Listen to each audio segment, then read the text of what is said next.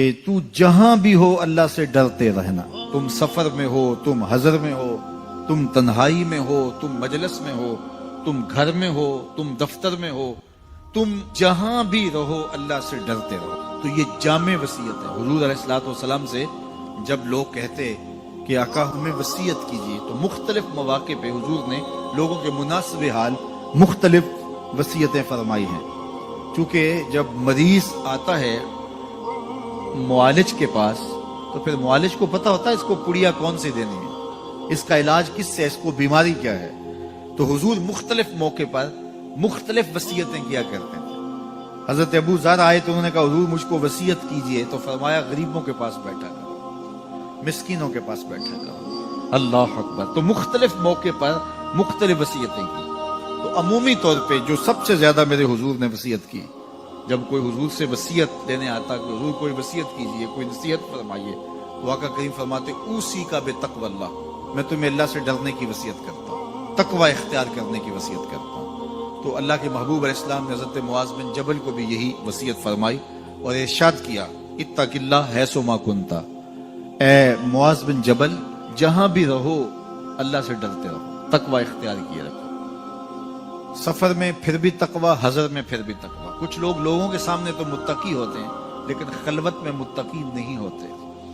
کچھ لوگ حضر میں اپنے دیس میں تو متقی ہوتے ہیں لیکن ایسے علاقے میں پہنچتے ہیں جہاں انہیں لوگ جانتے نہیں ہوتے تو پھر تقوی کی چادر اتار پھینکتے ہیں کہ اب ہمیں کون دیکھ رہا ہے. تو وہ متقی نہیں ہوتے، وہ یہاں بھی مکر کر رہے ہوتے ہیں. تو تقوی جو ہوتا ہے وہ ہمیشہ ساتھ جڑا ہوتا ہے. آپ خلوت میں ہیں پھر بھی تقوی، اللہ سے ڈرتے ہیں، جلوت میں ہیں پھر بھی اللہ سے ڈرنے والے، تنگی میں خوشحالی میں اللہ سے ڈرنے والے. جب غربت آ گئی تو اس وقت تو سجدے بھی کیے، اس وقت تو رو رو کے دعائیں بھی مانگی، اس وقت تو طبیعت میجز بھی پیدا ہو گیا. لیکن جب دولت آئی، چار پیسے آئے تو دماغ آسمان پہ چلا گیا اور تکبر، رعونت، سرکشی، تمرد یہ سب کچھ پیدا ہو گیا. نہیں، اگر آپ کے پاس جو ہے وہ غربت ہے تو پھر بھی اللہ سے ڈرتے رہو، اور دولت کے انبار آ گئے پھر بھی اللہ سے ڈرتے رہو. اللہ اکبر. اسی طرح جب آپ کسی منصب پہ فائز نہیں ہیں تو پھر بھی تقوی اختیار کرو، اور جب منصب پر فائز المرام ہو جاؤ تو پھر بھی تم متقی.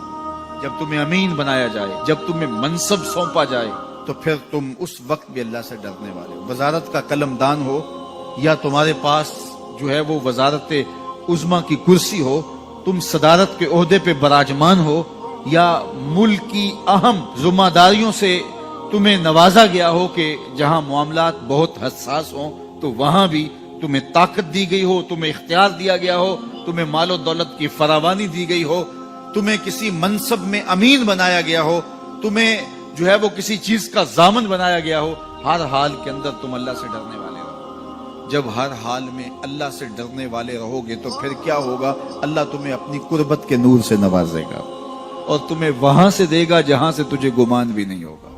اللہ اکبر. تو ہم جب منصب پہ نہیں ہوتے اس وقت تو ہم عاجز بھی ہو جاتے ہیں، جس طرح آج کل ہمارے سیاسی نمائندے ہنس کے مل رہے ہیں، غریبوں سے بھی ملاقات کر رہے ہیں، لوگوں کی فاتحہ اور جنازوں پہ بھی جا رہے ہیں، اور جب ان کو منصب مل جائے تو پھر وہ کسی کو پہچانتے بھی نہیں ہیں. وہ کسی نے کہا نا کہ وہ آئے تو یوں آئے میرا دل بن گئے میری جاں بن گئے. وہ آئے تو یوں آئے میرا دل بن گئے میری جاں بن گئے. وہ گئے تو یوں گئے، نہ سلام آیا نہ پیام آیا.